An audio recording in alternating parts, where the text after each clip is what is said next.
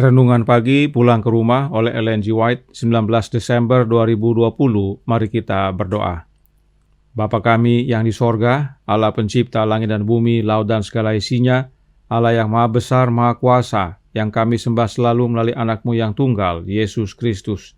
Terpujilah Yesus, anak Allah yang maha tinggi, yang adalah satu-satunya pengantara antara kami dengan Bapa. Pada pagi hari ini kami bersyukur boleh bangun dan berbakti, dan sebagaimana mendengarkan nasihat firman-Mu, kiranya ini boleh menjadi pengingat bagi kami, agar sungguh-sungguh setia sampai pada akhirnya. Beserta kami sepanjang perbaktian ini kehendak-Mu yang jadi, ampun kami akan dosa dan salah, karena kami berdoa hanya dalam nama anak Allah yang tunggal, Yesus Kristus, yang adalah Tuhan dan Juru Selamat kami. Amin. Renungan hari ini berjudul Pembersihan Bumi. Ayat inti terdapat dalam Wahyu 20 ayat 10 yang berbunyi, "Dan iblis yang menyesatkan mereka dilemparkan ke dalam lautan api dan belerang, yaitu tempat binatang dan nabi palsu itu, dan mereka disiksa siang malam sampai selama-lamanya." Bagi Allah kita yang berkemurahan, pekerjaan menghukum adalah pekerjaan ajaib. Demi aku yang hidup, demikianlah firman Tuhan Allah, aku tidak berkenan kepada kematian orang fasik. Yeskel 33 ayat 11. Sekalipun ia tidak bersuka-suka dalam pembalasan, ia akan melaksanakan hukumannya ke atas orang-orang yang melanggar hukumnya. Alfa dan Omega, jilid 2, halaman 272 dan 273. Api turun dari Allah dari sorga. Dunia ini terbelah. Senjata-senjata yang tersembunyi di dalamnya diangkat keluar. Nyala api yang menghanguskan keluar dari setiap jurang yang menganga. Batu-batu terbakar, bahwa sesungguhnya hari itu datang, menyala seperti perapian. Unsur-unsur dunia akan hancur meleleh karena panas yang luar biasa.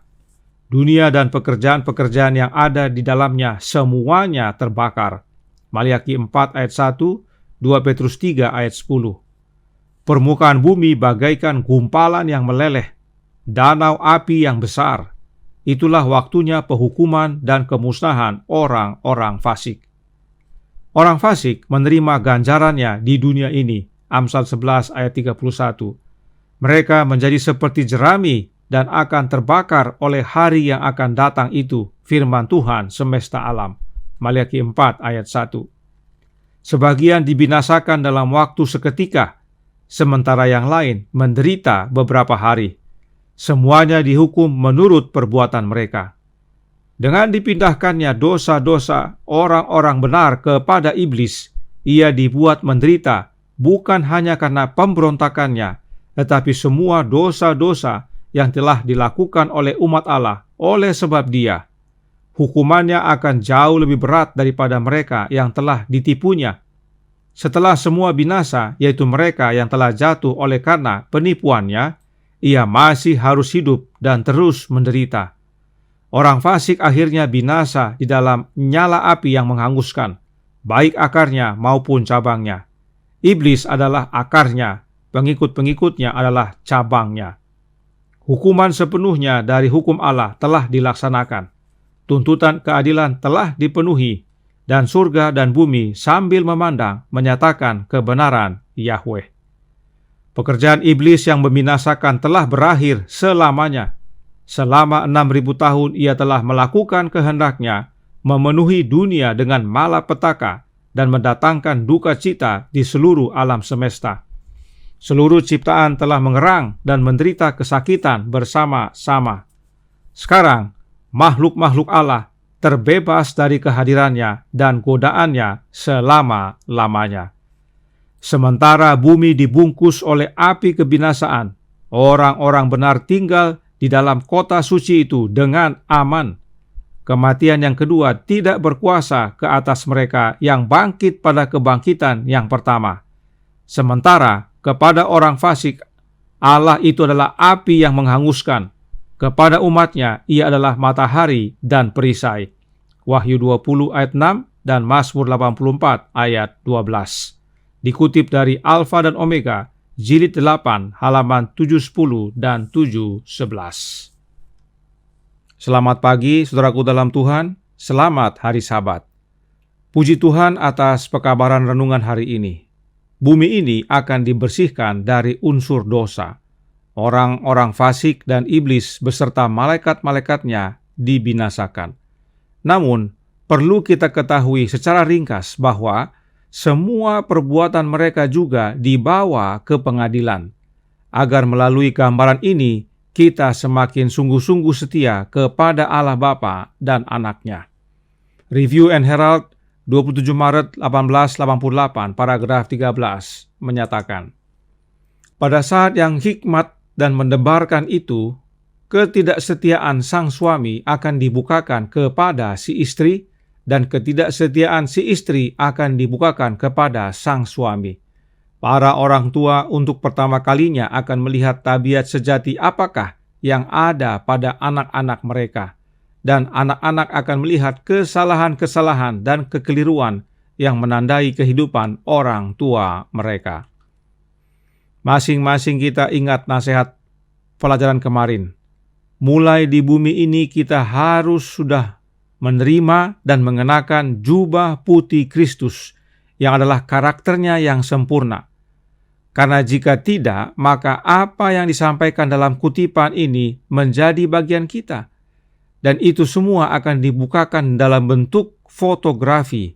Perhatikan Nyonya White menuliskan dalam Review and Herald 4 November tahun 1884, paragraf 12, yang berbunyi, seni fotografi semata-mata hanya mencetak rupa di atas benda yang bisa binasa, tetapi dalam catatan kehidupan tabiat itu akan digambarkan dengan tepat, dan karena gelapnya catatan ini tidak akan pernah dapat dihapus kecuali oleh darah korban yang menebus. Seni fotografi manusia dibuat pada benda yang dapat binasa, tetapi catatan tentang tabiat gelap orang fasik dengan tepat menggambarkannya layaknya foto. Orang-orang fasik akan melihat drama kehidupannya yang gelap, dan jika kita baca dalam buku Maranatha, dosa-dosa yang tersembunyi akan dibukakan dan semua orang akan melihat. Adakah kita mau alami hal yang seperti ini? Saya yakin tidak. Itu sebabnya penting kita ketahui agar mulai sekarang kita datang kepada Yesus, akui semua dosa-dosa kita, agar terima pengampunan, sebab Yesus masih dalam bilik yang maha suci. Jangan sia-siakan waktu. Kemudian, tidak hanya drama yang ditampilkan, tapi juga film kolosal. Mari kita baca dalam Kemenangan Akhir halaman 703, paragraf 3. Di atas tahta itu diperlihatkan salib, dan seperti sebuah pemandangan yang indah, tampaklah peristiwa-peristiwa pencobaan dan kejatuhan Adam itu, dan langkah demi langkah dalam rencana besar penebusan. Kelahiran yang hina dari Sang Juru Selamat, masa awal hidupnya yang sederhana dan patuh, baptisannya di Sungai Yordan, puasa dan pencobaan di padang gurun, pelayanan kemasyarakatannya, membentangkan di hadapan manusia berkat-berkat yang paling berharga milik sorga. Hari-harinya yang dipenuhi dengan perbuatan-perbuatan cinta dan belas kasih. Malam-malamnya diisi dengan doa dan penjagaan dalam kesendirian di gunung-gunung. Rencana-rencana iri hati, kebencian dan dengki yang membayar kembali keuntungan-keuntungannya.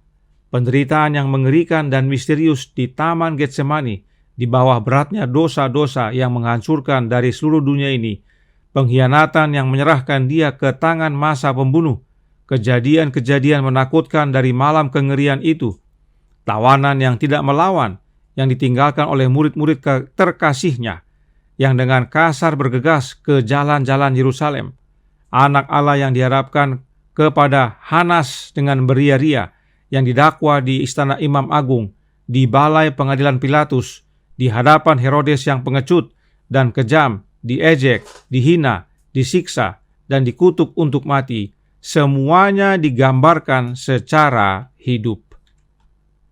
Saudaraku dalam Tuhan, inilah pemandangan yang dilihat oleh setan dan para malaikatnya, serta orang-orang fasik yang akan binasa itu.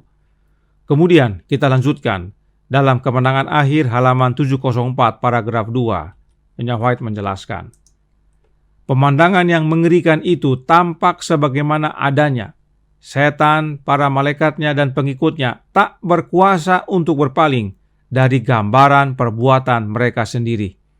Setiap pelaku mengingat kembali bagian-bagian atau peran yang dimainkannya masing-masing.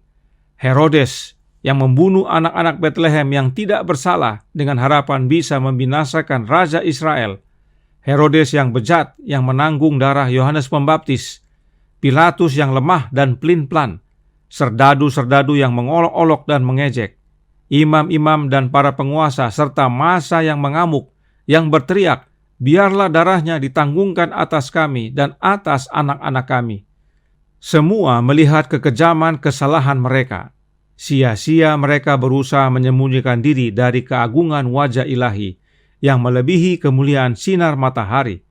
Sementara umat yang ditebus meletakkan mahkota-mahkota mereka di kaki juru selamat sambil berseru, "Dia mati bagiku." Inilah bagian orang-orang fasik dan setan. Mereka menonton kembali setiap adegan yang mereka lakonkan dalam upaya membinasakan anak Allah.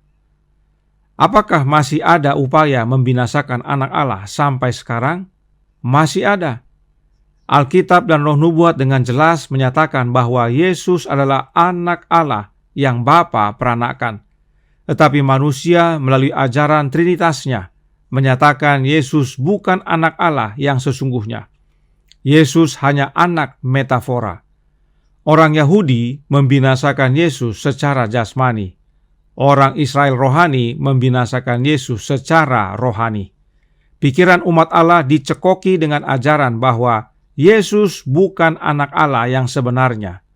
Kebenaran tentang Yesus anak Allah yang diperanakkan Bapa dibinasakan dari pikiran manusia oleh doktrin Trinitas. Hati-hati, mereka yang membinasakan anak Allah akan nonton film terakhir mereka. Apa hasil dari semuanya ini? Maranatha halaman 345 paragraf 5 berkata, "Dan kini setan bertekuk lutut serta mengakui keadilan hukuman yang dijatuhkan kepadanya. Dan setelah itu barulah terjadi pembersihan bumi, sebagaimana yang renungan hari ini nyatakan. Memang setan akan melakukan serangan terakhirnya, tetapi pada saat bumi dibungkus api kebinasaan, setan dan para malaikatnya serta orang-orang fasik hangus binasa." Nah, ada satu hal yang umat Allah perlu ketahui tentang pembersihan dosa ini. Dalam upacara di Ka'bah, korban pengampunan dosa dibakar pada mezbah korban bakaran. Korban tersebut melambangkan dosa, dan karena dibakar, maka ada abu. Firman Allah menjelaskan tentang abu hasil pembakaran korban tersebut dalam Imamat 6 ayat 10 yang berbunyi, "Imam haruslah mengenakan pakaian lenannya dan mengenakan celana lenan untuk menutup auratnya. Lalu ia harus mengangkat abu yang ada di atas mezbah sesudah korban bakaran habis dimakan api, dan haruslah ia membuangnya di samping mezbah." Inilah peraturan untuk mengurus abu yang di atas mezbah korban bakaran. Dibuang di samping mezbah. Samping sebelah mana? Imamat 1 ayat 16 menyatakan, "Temboloknya serta dengan bulunya haruslah disisihkan dan dibuang ke samping mezbah sebelah timur ke tempat abu." Abu dibuang di samping atau di sisi mezbah yang menghadap ke sebelah timur. Apa maknanya? Dalam mengurus abu, imam harus melepaskan jubah imamnya dan menggunakan pakaian lain, yaitu pakaian lenan. Sebab waktu mengurus korban bakaran, imam masih mengenakan jubah imamnya. Namun untuk mengurus abu, dia harus melepaskan jubah imamnya. Karena abu adalah lambang dosa yang telah diakui, dan saat Yesus menanggung dosa, dia masih mengenakan jubah imamnya. Namun saat menghancurkan dosa dan bahkan saat menempatkan dosa-dosa itu pada setan, Yesus tidak lagi menggunakan jubah imamnya. Dia sudah keluar dari bilik maha suci. Mari kita baca ayat berikut ini yang menjelaskan tentang abu tersebut. Imamat 6 ayat 11 yang berkata, "Kemudian haruslah ia menanggalkan pakaiannya dan mengenakan pakaian lain, lalu membawa abu itu keluar perkemahan ke suatu tempat yang tahir. Jadi, setelah abu dibuang di samping mezbah sebelah timur, ada waktu di mana abu-abu tersebut dibawa keluar dari perkemahan bangsa Israel ke suatu tempat yang tahir. Apa maksudnya? Kita baca ayat berikut ini dari Maleakhi 4 ayat 1-3 yang berkata, bahwa sesungguhnya hari itu datang, menyala seperti perapian, maka semua orang gegabah dan setiap orang yang berbuat fasik menjadi seperti jerami dan akan terbakar oleh hari yang datang itu, firman Tuhan semesta alam, sampai tidak ditinggalkannya akar dan cabang mereka. Tetapi kamu yang takut akan namaku, bagimu akan terbit surya kebenaran dengan kesembuhan pada sayapnya. Kamu akan keluar dan berjingkrak-jingkrak seperti anak lembu lepas kandang. Kamu akan menginjak-injak orang-orang fasik, sebab mereka akan menjadi abu di bawah telapak kakimu pada hari yang kusiapkan itu, firman Tuhan semesta alam. Abu adalah simbol apa yang tertinggal dari pembersihan dosa dan orang-orang berdosa serta setan dan para malaikatnya pada saat api terakhir menghanguskan pekerjaan mereka. Setelah bumi bersih dari dosa, maka muncullah dunia baru, tanpa satu noda dosa pun di atasnya. Dan sebagaimana mereka yang selamat berjalan di atas permukaan dunia yang bersih, murni, bebas dari dosa, semua abu dosa akan mereka injak-injak di bawah kaki mereka. Inilah maksud dari abu dibawa keluar perkemahan ke suatu tempat yang tahir, yaitu lambang bumi yang sudah bersih dari noda dosa. Itu sebabnya lokasinya harus di luar perkemahan sebagai lambang di luar wilayah dosa. Nah, tadi disebutkan bahwa abu sebelum dibawa ke tempat tahir terlebih dahulu ditempatkan di samping mezbah yang menghadap ke timur, atau pada bagian sisi mezbah yang menghadap sisi timur. Mengapa demikian? Itu adalah sebagai peringatan. Sebab mereka yang lewat dari depan gerbang Ka'bah dan atau yang masuk ke dalam Ka'bah akan mudah melihat tumpukan abu dosa tersebut dan diingatkan akan akibat dosa itu, yaitu kebinasaan, menjadi abu dan nantinya diinjak-injak. Kiranya pelajaran ini mengingatkan kita agar kita tidak sia-siakan waktu. Datang kepada Yesus sekarang, akui semua dosa-dosa kita. Terima jubah putihnya, yaitu kebenaran karakternya, dengan menerima kehadiran Roh-Nya yang kudus, Roh Kristus, agar karakter kita diubahkan menjadi karakter Kristus dan layak mewarisi keselamatan. Dan nanti kita yang menang akan injak-injak abu setan dan abu orang-orang fasik, abu-abu dosa. Karenanya tetaplah setia kepada Allah Bapa dan Anak-Nya. Tuhan memberkati, saya bawa dalam nama Yesus. Amin. Mari kita berdoa. Bapa kami yang di sorga, Allah pencipta langit dan bumi, laut dan segala isinya, Allah yang maha besar, maha kuasa, sumber segalanya, yang kami sembah selalu melalui anak-Mu yang tunggal, Yesus Kristus.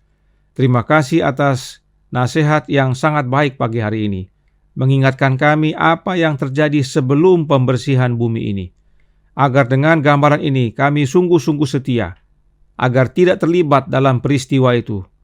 Dan Tuhan campur tangan agar kami tidak menyia-nyiakan waktu, datang kepada Yesus, menerima akan jubah kebenarannya, dan hidup setia dengan kekuatan daripadanya, yaitu kehadiran Roh-Nya dalam hidup ini, hingga pada akhirnya Dia menjemput kami semua. Tolong kami ya Bapa, curahkan roh anak-Mu dalam hati ini, kehendak-Mu yang jadi, ampun kami akan dosa dan salah, karena kami berdoa hanya dalam nama anak Allah yang tunggal, Yesus Kristus, yang adalah Tuhan dan Juru Selamat kami. Amin.